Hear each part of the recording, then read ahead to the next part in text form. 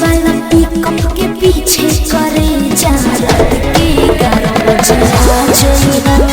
551 में 31 बाटे चाहे कुछ कभी तो बता जाइहा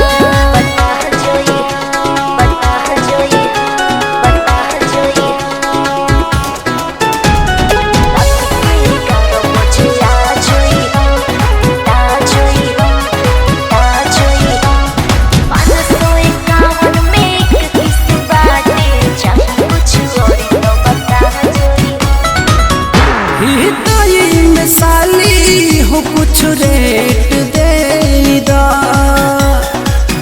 बहाने हम पियासल होठ से कांट दे दा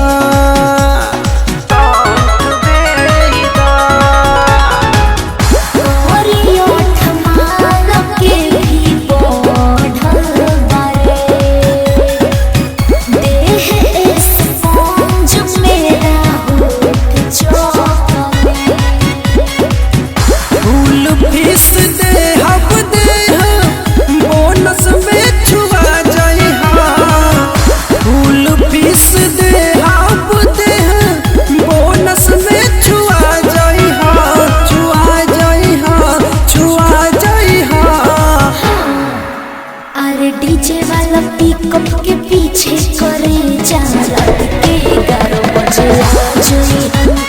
551 में 31 बाटे चाहे कुछ और तो बता जाइहा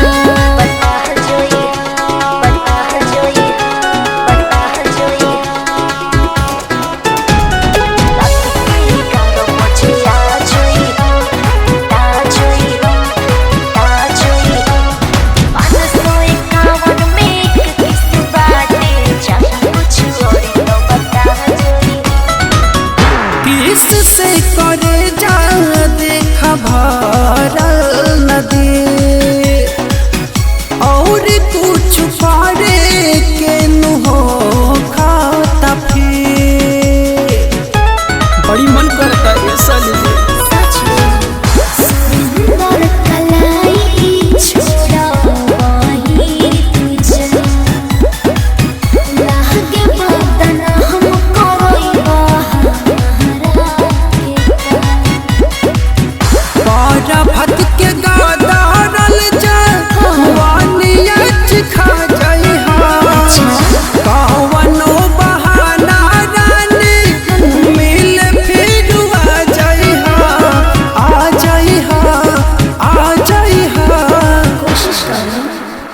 डीजे वाला पिकअप के पीछे करे जा